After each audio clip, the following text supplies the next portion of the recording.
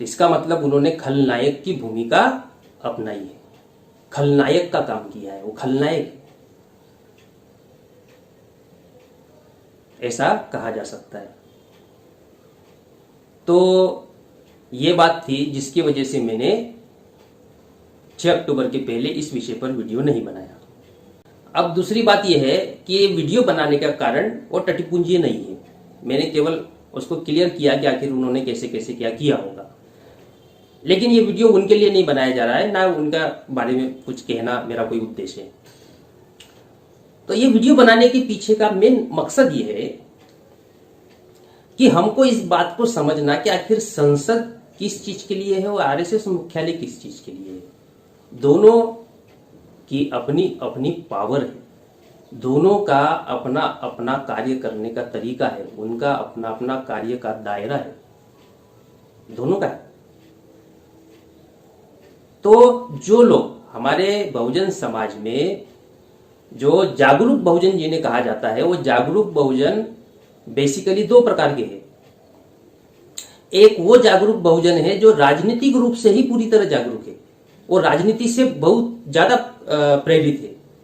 तो जो राजनीति से प्रेरित बहुजन समाज के जो लोग हैं, उन्होंने इस बात पे एग्री किया होगा, इस बात को माना होगा कि हाँ, संसद पे तो महारैली ले जाना चाहिए। तो जो राजनीतिक रूप से महत्वाकांक्षी या राजनीतिक रूप से बहुत ज्यादा प्रेरित है, उन लोगों ने ये बात को स्वीकार किया होगा। तो उन लोगों को ध्यान में रखते हुए मैं ये वीडियो बना रहा हूं, टटपुंजियों के लिए नहीं बना रहा। तो हमें अगर इस देश की व्यवस्था को अगर हम समझ रहे हैं, तो संसद का जो पावर है, पॉलिटिकल पावर, वो पावर अलग चीज है और आरएसएस के पास जो पावर है वो अलग चीज है। दोनों की कार्य प्रणाली अलग है, दोनों के कार्य करने का तरीका अलग है।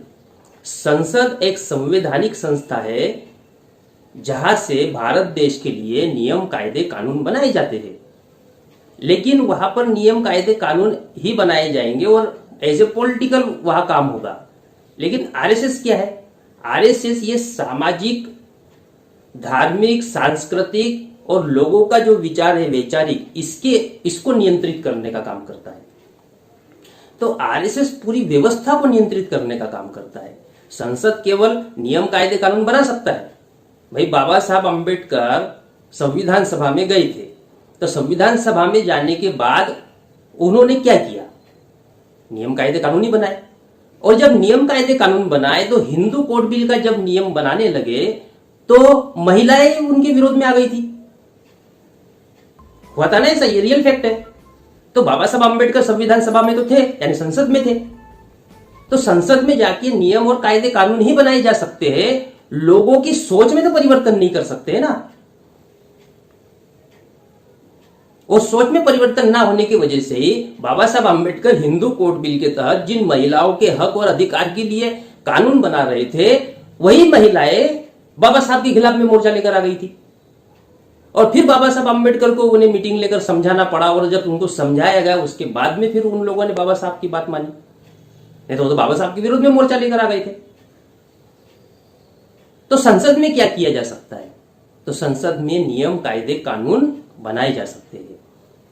संसद के माध्यम से देश में आर्थिक ढांचा तैयार किया जा सकता है, विकास के रास्ते खोले जा सकते हैं, योजनाएं बनाई जा सकती है, गरीबी खत्म करने का काम किए जा सकते हैं। ऐसे बहुत सारे काम है, उसका अपना एक पावर है, संसद का अपना पावर है।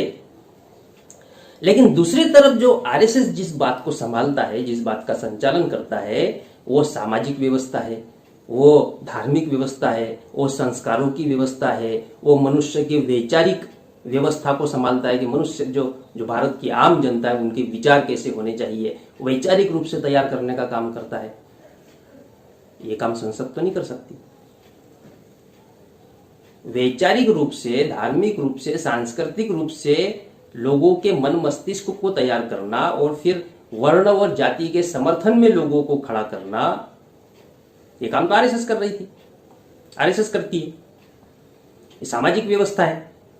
तो जो आरएसएस जो सामाजिक व्यवस्था, धार्मिक व्यवस्था, सांस्कृतिक व्यवस्था और उसके जितने ऑफशूट विंग्स है, वो सारे मिलकर भारत के जो आम जनता है उस जनता के विचारों को अगर कंट्रोल करते हैं और वर्ण और जाति के आधार पर व्यवस्था भारत में कायम रहे, इसके लिए वो निरंतर कार्य करते रहते हैं।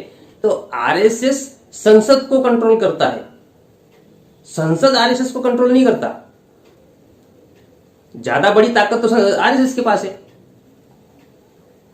तो आरएसएस जो सामाजिक संगठन है वो संसद को कंट्रोल करता है। तो जब संसद उससे कंट्रोल हो रही है, यानी कि आरएसएस बताता है नेताओं को क्या करना चाहिए, प्रधानमंत्री को क्या करना चाहिए, बिना सलाह मशुरा के काम नहीं होते। तो जब ऐसा हो रहा है तो आरएसएस जो है वो वर्तमान भारत की व्यवस्था का बॉस है और आपको व्यवस्था में परिवर्तन करना है। तो व्यवस्था में परिवर्तन करने के लिए जो बॉस है उसके यहां तो जाना पड़ेगा ना, हमारे लिए निकालनी पड़ेगी। तो जो लोग सोचते हैं कि राजनीति से ही सारे परिवर्तन हो सकते हैं, वो इस बात को ध्यान रखें कि राजनीति केवल राजनीति से सारे परिवर्तन नहीं हो सकते, बल्कि संपूर्ण व्यवस्था परिवर्तन करने से ही सारे परिवर्तन हो सकते हैं। इसे समझने के लिए मैं एग्जाम्पल पिछली बार वीडियो बनाया था, उसमें भी दिया मैंने, उसमें और डिटेल में समझाया है। वो उसका टॉपिक है कि हमारा संघर्ष सत्ता और संपत्ति के लिए नहीं बल्कि संपूर्ण आजादी के लिए है, बाबा साहब अम्बेडकर ने कहा। और बाबा साहब अम्बेडकर ही कहते हैं कि political power is the master की। अब दोनों बातें बाबा साहब ने कही, फिर दोनों बातें सच कैसे होगी? दोनों बातें बाबा साहब ने कही और दोनों बातों में विरोधाभास टाइप दिखाई देता है कि एक तरफ बाबा साहब कहते हैं कि political power is the master की, और दूसरी तरफ कहते हैं कि हमारा संघर्ष सत्ता संपत्ति के लिए नहीं आजादी के लिए है। तो मैंने वो पिछले वीडियो में जो इस टॉपिक पे बनाया उसमें मैंने इस बात को क्लियर किया है, उसमें मैंने एग्जाम्पल भी दिया था, अभी भी बताना चाहता हूं कि जो सोचते हैं कि राजनीतिक रूप से ही ये काम सफल हो सकता है या संसद पे जाके ही ये काम सफल हो सकता है, तो मैं ये नहीं कह रहा कि संसद पर जाए बिना सफल होंगे, लेकिन जो व्यवस्था है उस व्यवस्था में परिवर्तन के लिए केवल मात्र संसद पे जाने से ही मामला नहीं बनेगा, बल्कि समाज में जो सामाजिक व्यवस्था है, वर्ण और जाति की व्यवस्था है, वर्ण और जाति के अनुसार समाज का संचालन होता है, उसमें परिवर्तन करना होगा। तो मैंने एग्जाम्पल के लिए बताया था कि पिछले बार राजस्थान में जो घटना हुई थी कि बच्चे ने मटके से पानी पी लिया तो उसकी पीट पीट के पिटाई की गई, इतनी पिटाई की गई कि उसकी मृत्यु हो गई। तो जिस व्यक्ति ने पिटाई की वो जाति के अहंकार में था। तो मैंने ये प्रश्न किया था कि मान लो अगर राजस्थान में बहुजन समाज पार्टी की सत्ता होती, फिलहाल मान लो बहुजन समाज पार्टी की सत्ता होती, तो क्या वो टीचर वो बच्चे को नहीं मारता? सत्ता होती फिर भी मारता ना। क्यों? क्योंकि उसको उसकी जो मानसिकता है वो जाति की मानसिकता है, वो सत्ता से संचालित नहीं होती है, वो इस व्यवस्था से संचालित है, सामाजिक विचारों से, संस्कारों से, संस्कृति से, धार्मिक जो विचार है, जो ब्राह्मण धर्म की विचार है उससे संचालित होती है, सत्ता से संचालित नहीं होती।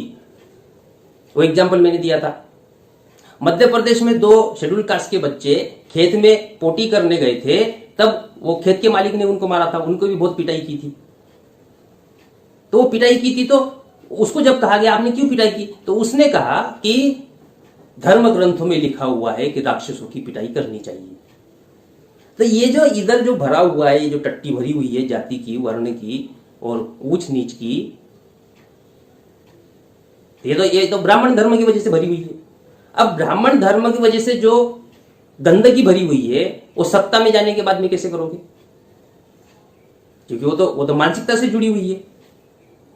सत्ता में जाने पर बहुत हो गया तो नियम बनाए जा सकते, विकास के कार्य किए जा सकते हैं, लेकिन इस सामाजिक, राजनीतिक, सांस्कृतिक, धार्मिक परिवर्तन को अगर हमें करना है तो उसके लिए सामाजिक संगठन ही काम करेगा, सामाजिक कार्यकर्ता ही चाहिए, डिवोटी कार्यकर्ता चाहिए, जो बिना किसी लोभ लालसा के, बिना किसी राजनीतिक पद के निरंतर इस विचारधारा का, जो हमारे महापुरुषों ने फुले शाह अम्बेडकरी और बुद्ध की विचारधारा, इसका निरंतर प्रचार करने वाले लोग चाहिए, तब जाके तो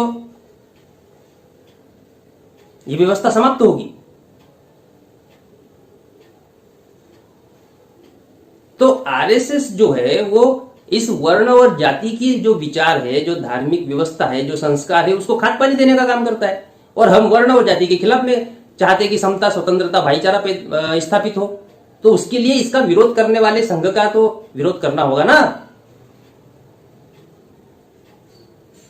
अब ये बात उन्हें नहीं समझ में आ रही थी, इसलिए उन्होंने कहा संसद का घेराव, संसद पे महारैली क्यों नहीं ले जाते हो। ऐसा तो है नहीं, उनको भी समझ में आ रही थी। लेकिन अब वामन मेश्राम को जवाब क्या दे, जनता के बीच में क्या मुंह लेकर जाए, इसके लिए यह मुद्दा खड़ा किया, संसद पे रैली क्यों नहीं ले जाते। इसका एक ऐतिहासिक उदाहरण भी मैं देना चाहता हूं कि भाई मौर्य साम्राज्य में सम्राट अशोक जो मौर्य साम्राज्य के हुए, उनके पीढ़ियों में अगली कुछ पीढ़ियों बाद में सम्राट बृहद्रथ हुए। तो सम्राट बृहद्रथ की हत्या पुष्यमित्र शुंग नाम के ब्राह्मण ने की, उसकी हत्या कर दी। हत्या करने के बाद गद्दी पर बैठ गया। गद्दी पर बैठने के बाद जो सत्ता हासिल की, उसके बाद में उसने अपनी सत्ता का उपयोग करना चाहिए था, अपने सत्ता का उपभोग करना चाहिए था, बढ़िया अपना आलीशान जिंदगी पुष्यमित्र शुंग ने जीनी चाहिए थी, वो नहीं जिया। क्या किया, बौद्ध भिक्षुओं का कत्लेआम किया। तो बौद्ध भिक्षु राजनीति में थे क्या, सत्ता थी बौद्ध भिक्षुओं के पास। उस समय के कई के वो सूबेदार थे, कई गांव के भी सूबेदार थे, कई के कुछ भी नहीं थे, फकीर थे।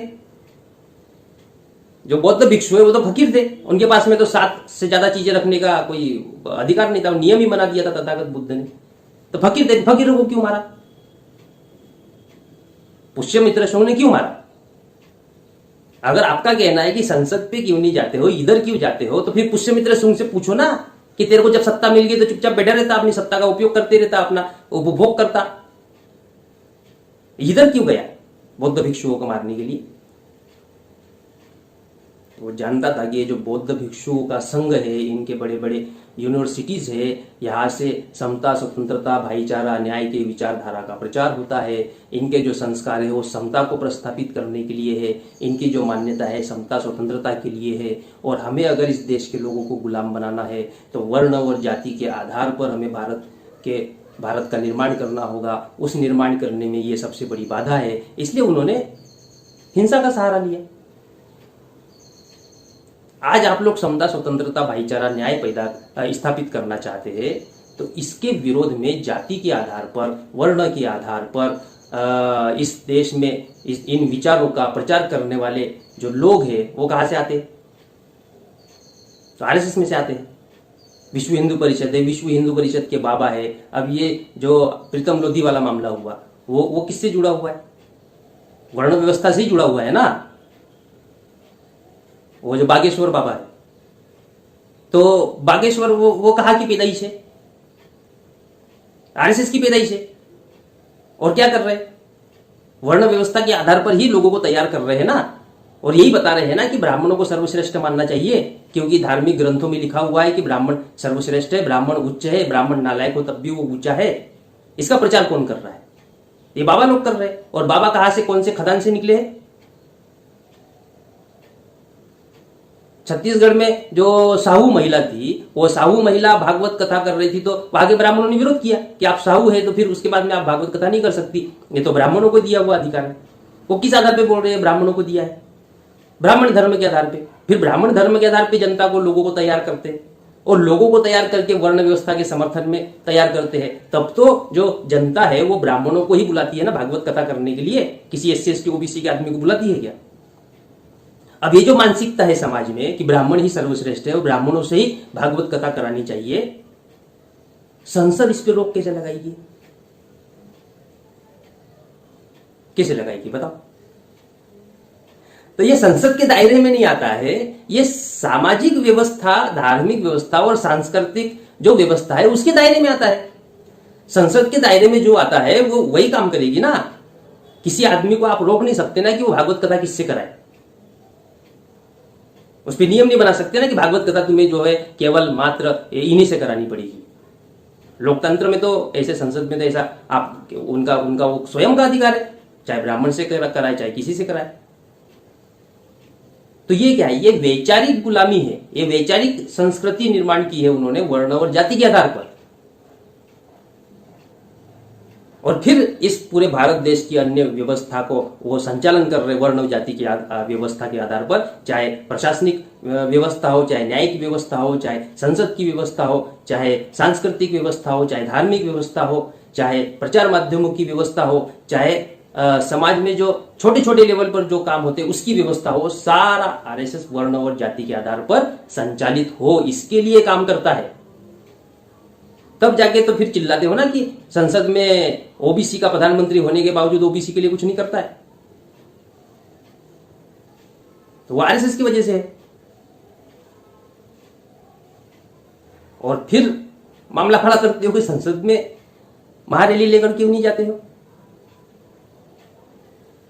अच्छा, अब जब वामन मेश्राम जी वहां पर महारैली लेकर गए और सफल हुई वो महारैली, तो उसका परिणाम देख लिया ना, तो भागवत क्या बयान दे रहा है? वो ये कह रहा ना कि वर्ण और जाति को भूल जाना चाहिए, हमारे पूर्वजों ने जो किया उसको भूल जाना चाहिए, प्रक्षालन करना चाहिए। ये कौन सी बात कह रहा है? वो राजनीतिक तो नहीं है, सामाजिक ढांचे की बात कर रहा है। आधुनिक भारत में ज्योतिराव फुले से लेकर बाबा साहब अम्बेडकर, काशीराम साहब तक सब लोग जाति और वर्ण के विरोध में ही बोले ना, कि जाति वर्ण के विरोध में समता, स्वतंत्रता, भाईचारा निर्माण हो। ब्राह्मणों ने कभी कहा आज तक कि नहीं हम वर्ण और जाति को नहीं समाप्त कर देना चाहिए, भूल जाना चाहिए? जब बाबा साहब अम्बेडकर का मूवमेंट जंप कर गया था, हाई लेवल पे चला गया था, तब कुछ ब्राह्मणों ने जो इसलिए बाबा साहब ने कहा था कि प्रगतिशील ब्राह्मण और सनातनी ब्राह्मण एक ही शरीर की दो भुजाएं हैं, तो कुछ ब्राह्मणों ने उस समय रणनीति के तहत कहा। फिर बाबा साहब जब उनका महापरिनिर्वाण हो गया, फिर वर्ण और जाति के आधार पर ही सारा अपना तामझाम चलाने लगे। तो आज वामन मेश्राम जी ने जो आंदोलन को जंप कराया, उस जंप कराने की बदौलत ब्राह्मणों को बोलना पड़ा। आज तक मोहन भागवत ने कहा कि वर्ण और जाति के आधार, वर्ण और जाति को भुला देना चाहिए, हमारे पूर्वजों ने गलतियां की, क्या इस बात को कहा उसने? आज तक नहीं कहा। आंदोलन के बाद क्यों कहा? अगर ऐसा कहा, इसका मतलब है कि आंदोलन सही दिशा में था, और आप लोग जो बात कह रहे थे संसद में जाने की, वो केवल मुद्दे को डाइवर्ट करना था। जो राजनीतिक महत्वाकांक्षी लोग हैं, या जो राजनीति से बहुत ज्यादा प्रेरित लोग हैं, जो राजनीतिक लाभ के चक्कर में काम करते रहते हैं, वो इस बात को समर्थन दे सकते हैं, वो इस बात को मान सकते हैं कि उनके दिमाग में पैसा पैसा पैसा पैसा, पद पद पद पद, राजनीतिक पद, गाड़ी, बंगला, ये घूमते रहता उनके दिमाग में। और जिनके दिमाग में पैसा पैसा पैसा घूमते रहता ना, वो ये काम नहीं कर सकते, उनके बस का ही नहीं है।